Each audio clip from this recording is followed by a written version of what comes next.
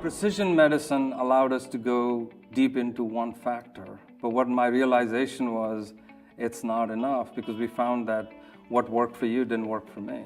And so it had to be something else, which is your context. And we weren't able to map the context before, we can now. I started with AI 35 years ago as a master's thesis in pattern recognition under Star Wars Defense Project. It was all about pattern recognition then. It's about pattern recognition, just the scale is very large now. And so we began to define what would it take to make health prospective.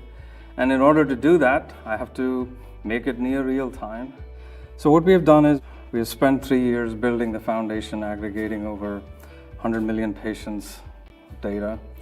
And these are all different health histories, very complex patients, 6,000 different diseases. Diabetes is 1,000 diseases, cancer is underlying inflammation. And so how do you capture all of these causalities and factors that impact your day-to-day health? But then, what do I breathe? Where do I live? How far do I live from the street, my context?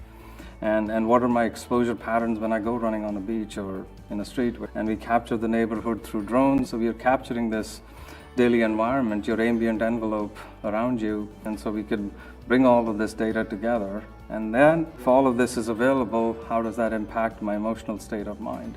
So it's a pretty holistic view of what you undergo in your daily life, and could I make that frictionless? And if I can make that transparent to you and you become a contributor as a data source to us, so you're a living, breathing entity, and there's 10 million of you giving us this information at all times, we can begin to combine patterns that maybe work for you, potentially could work for somebody else. And there's a whole lot of discussion around HIPAA and privacy, but if you don't volunteer to me what your data is, how can I intervene?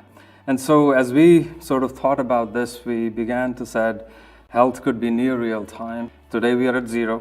We don't predict anything.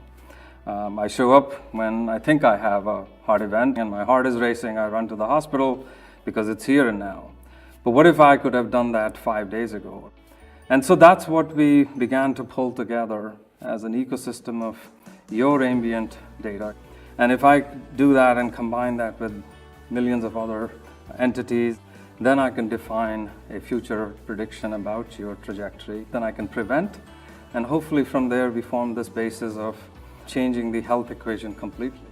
And if I can save 10% of lives, that's 10% of 3 trillion.